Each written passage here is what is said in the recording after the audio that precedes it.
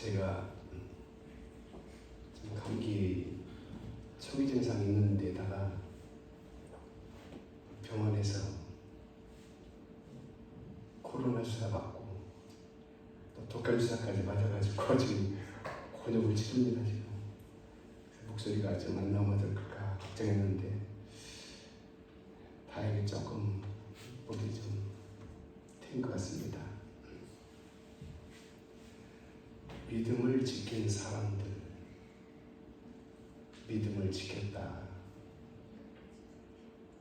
사도 바울이 디모데에게 디모데 전서 서신을 쓰고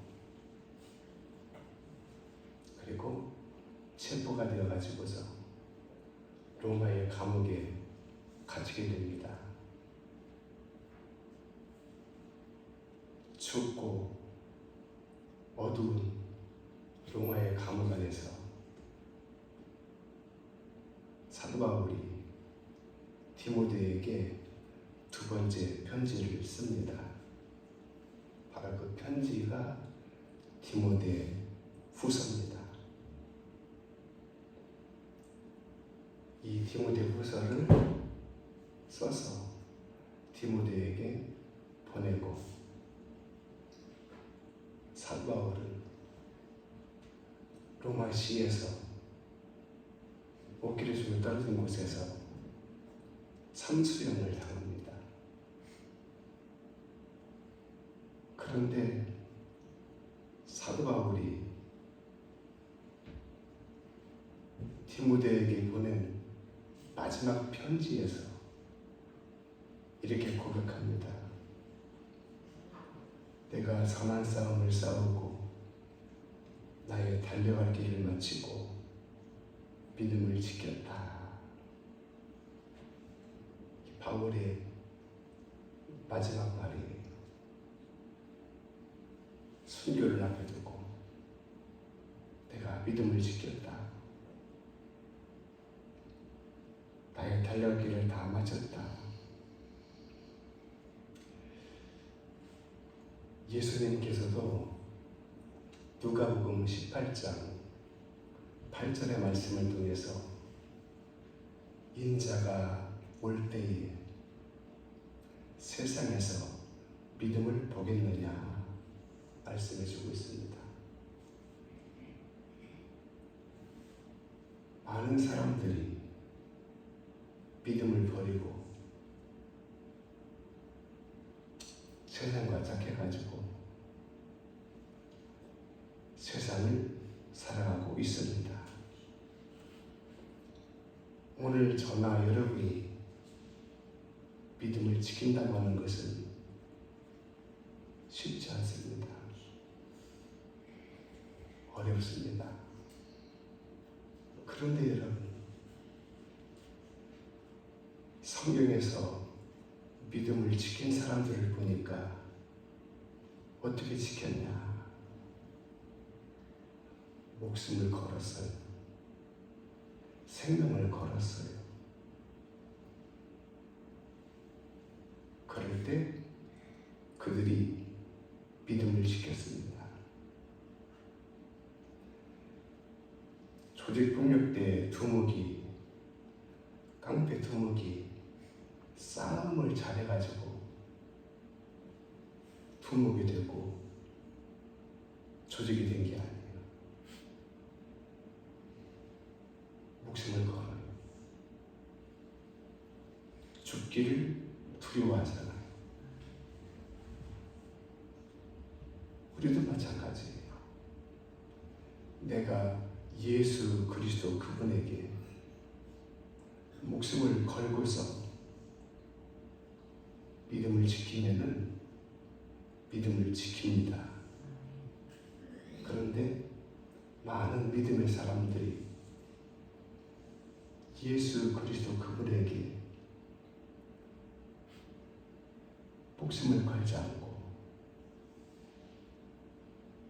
그러다 보니까 믿음에서 탈선하게 되고 믿음에서 이탈하게 되고 세상과 짝하게 되고 믿음을 버리는 사람들도 많이 있습니다. 중요한 것은 믿음을 내가 지킬 때 하나님이 기뻐하십니다. 내가 믿음을 지키지 못하면 하나님께서 안타까워하시지요. 마음이 아프시잖아요. 사실 믿음을 지킨다고 하는 것은 왜냐? 죽을 수밖에 없는 주인을 예수 그리스도께서 십자가에서 죽으셨어요. 여러분이 주님을 위해서 목숨을 걸었는데 우리 주님도 저와 여러분을 위해서 목숨을 걸었어요. 이미 목숨을 버렸어요. 근데 우리는 주님을 위해서 목숨을 걸지 않아요. 목숨을 걸지 않으면 믿음을 지키지 못해요. 믿음에서 탈선하게 되고 이탈하게 되고 믿음을 버리게 되고 믿음을 배신하게 됩니다. 믿음을 지키는 사람을 하나님이 기뻐하시고 바로 그 사람에게 은혜 주시고 응답 주시고 평강 주시며 복을 주십니다. 그래서 오늘 말씀의 주제가 믿음을 지키자. 어떻게? 목숨을 걸자. 아이, 목사님, 믿음 지키라고 목숨까지 걸 것이 뭐 있습니까? 오늘 소개해드리고자 하는 세 사람, 어떻게 믿음을 지켰는가? 첫째, 사도 바울입니다. 바울은 교회를 박해한 사람이에요. 핍박한 사람이에요. 회방한 사람이에요. 교회를 잔해한 사람이에요. 이게 바울이었어요. 그러다가 다메섹에서 예수님의 부름을 받게 됩니다. 빛 가운데서 주님의 음성이 들려옵니다. 사울아, 사울아, 어찌하여 네가 나를 핍박하느냐? 깜짝 놀랐어요. 예수 그리스도가 메시아가 아닙니다. 바울이 알기로는 아니에요. 그래서 교회를 핍박하고 회방하고 박해한 것입니다. 그런데 다메섹에서 빛 가운데 만난 예수님은 자기에게 네가 왜 나를 핍박하냐? 네가 왜 나를 박해하냐? 사실 바울이 주님을 박해한 적이 없어요. 바울은 예수님을 만나지를 못했어요. 그러니까 반문했어요. 제가 예수님을 만난 적도 없고 예수님에게 제가 핍박하고 박해한 적도 없는데 무슨 말씀이십니까? 내 교회를 핍박하고 박해하고 회방한 것이 나를 박해한 것이다. 그래서 거기서 회심하게 됩니다. 완전히 회개하고 예수 그리스도를 영접하게 되면서 그때부터는 목숨을 걸었어요. 우리가 믿음 생활을 하고 있지만은 체험이 중요합니다. 체험의 신앙. 목사가 강단에서 말씀을 가르치고 성도들을 믿음으로 잘 지도하고 이끌어 주는 것으로 부족합니다. 체험이 있어야 돼요. 체험 신앙. 체험 신앙을 쉽게 말씀드리면은 예수님을 보고 예수님을 만나는 것이에요. 그게 체험이에요. 예수님의 증거와 표정 내가 보고 토마가 얼마나 의심을 안 했어요. 예수님이 부활했다. 다 못 믿었어. 그런데 그 토마 앞에 예수님이 나타나셔가지고 토마야 또 이리 와서 네 손가락 내밀어가지고 내 손에 물자국을 만져보고 네 손을 내밀어서 내 옆구리에 창자국을 넣어봐라. 토마가 체험했잖아요. 예수님, 오늘 우리의 믿음 생활에서 예수님을 내가 체험을 해야 돼요.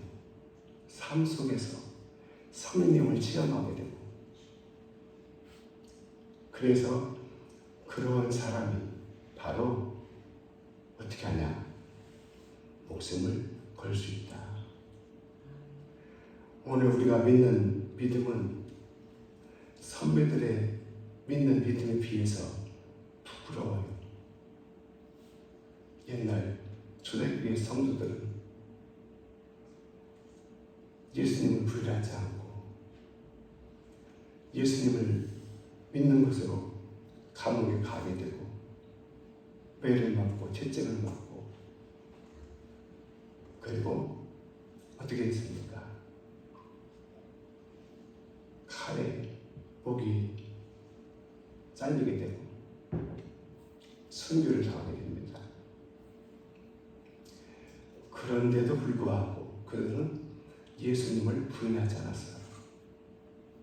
끝까지 붙잡았어요. 왜냐? 체험이기 때문에 그렇습니다. 바울도 마찬가지예요. 바울도 다메섹에서 누구를 만났어요?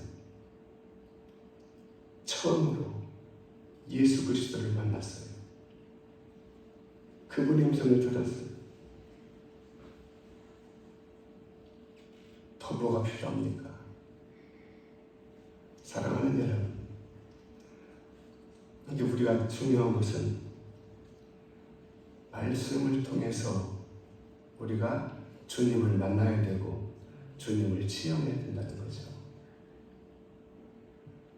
말씀을 제철 두고 감정에 앞서가지고 주님을 체험하러 다니고 주님을 만나러 다니고 그러면은 우리가 잘못된 이단의 사유의 집단에 빠질 수밖에 없어요. 말씀 안에서 주님을 만나고 말씀 안에서 주님을 체험하자. 둘째, 욥입니다. 욥은 어떤 사람이에요? 동방의 의인이에요. 동방에서 가장 큰 부자예요. 그리고 욥은 하나님을 잘 섬긴 사람이에요. 그런 욥에게 시험이 옵니다. 어떻게? 한 번 온 것이 아니에요. 두 번까지 시험이 온다고. 처음 시험을 맞아가지고 욥의 재산이 다 날아가 버렸어요. 하루아침에 다 부서지게 되었어요. 거기다가 욥의 자녀가 아들이 7, 딸이 3이 있는데 날 한순간에 다 죽어버리게 됩니다. 자, 재산이 날라간 것은 그렇다고 쳐요. 한순간에 자기 아들 7과 딸 3이 한순간에 죽어요. 완전히 사라지게 돼요. 얼마나 마음이 아프겠습니까? 그런데 욥이 바로 그 순간에 주신 이도 하나님이시고 거두신 이도 하나님이시니 하나님께서 영광을 받으실 것이다. 여러분, 이게 쉽지 않아요. 자식을 하나 잃어도 힘들어요. 근데 재산 다 잃어버리고 자식 다 잃어버리고 두 번째 시험이에요. 욥에게 몸에 감당할 수 없는 그 질고와 병고, 아픔이 찾아왔어요. 너무 힘들어요. 그래서 제에 앉아가지고 기왓장으로 자기 몸을 긁고 있어요. 그래도 욥은 하나님을 원망하지 않았어요. 여러분, 욥이 무엇을 걸었어요? 목숨을 걸었다 그 말이에요. 마지막 세 번째, 다니엘입니다. 다니엘이 어떻게 믿음을 지켰냐? 다니엘은 포로 출신이에요. 히브리 사람이에요. 그 당시에 바벨론이 전 세계를 지배하고 있었어요. 그런데 바벨론의 왕이 히브리 사람 중에서 머리가 있고 쓸만한 사람들을 선택해가지고서 공부를 시켜서 바벨론의 인재를 등용합니다. 그 가운데 다니엘도 들어갑니다. 그리고 다니엘이 승승장구합니다. 여러분, 포로 출신이에요. 근데 세계를 지배하는 바벨론의 포로가 출세하는 것은 쉽지 않아요.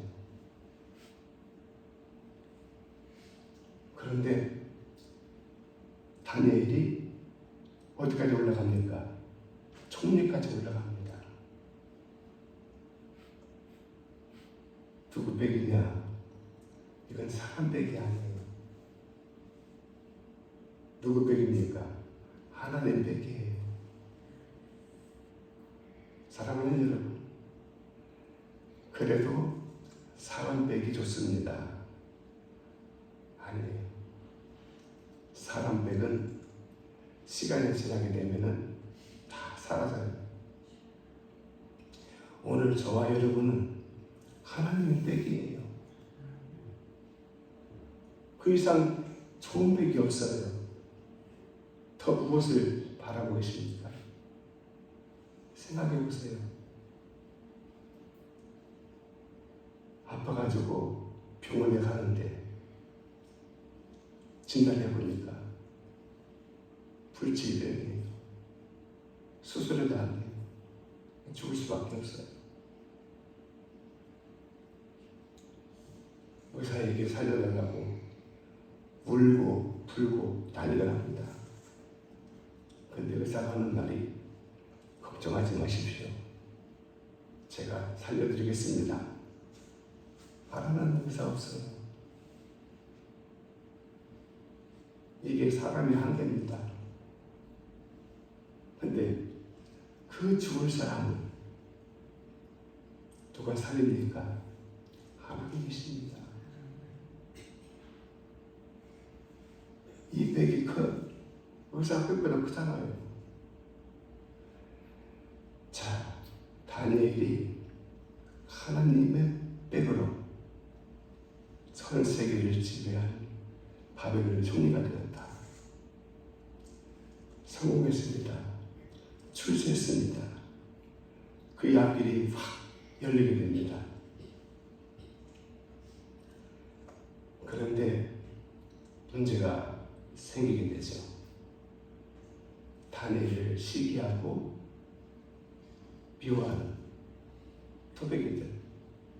어떻게 하면 다니엘을 죽일까? 어떻게 하면 다니엘을 죽일까? 그래서 모의를 하고 연구를 하고 다니엘의 뒤를 캐기 시작합니다. 근데 너무나 정직해가지고 나올 것이 없어요. 캘 것이 없어요. 우리 공직자들 청문회 하면 다 걸립니다. 안 걸릴 사람 없어요. 여당이나 여당이나 다 똑같아요. 청문회에 불려 나오게 되면은 안 걸릴 사람들이 없어요. 그런데 다니엘을 주사해 보니까 캐낼 것이 없어요. 저 어떻게 하면 죽일까? 가만히 보니까 다니엘이 하루에 3차례 기도한다고 말이에요. 옳지. 그래서 왕에게 가서 왕이여, 앞으로 30일 동안은 왕 이외에는 그 누구에게 어떤 신이든지 간에 기도할 수 없습니다. 만약에 기도한다고 하면 그 사람은 사자오줌에다가 집어넣어야 됩니다. 자, 여러분, 왕의 허락을 받아가지고 법이 공포가 되었어요. 30일 동안만 참으면 돼요. 기도하지 않으면 돼요. 다니엘 어떻게 했을까요? 여러분 같으면은 다 날라가.